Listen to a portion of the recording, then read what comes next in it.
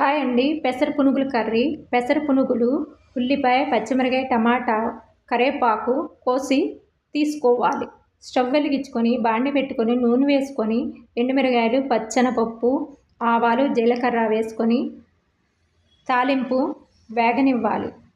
కోసి పెట్టుకున్న ఉల్లిపాయ ముక్కలు, పచ్చిమిరకాయ ముక్కలను కూడా వేసుకొని వేపుకోవాలి. టమాటా ముక్కలను కూడా వేసుకొని వేగనివ్వాలి.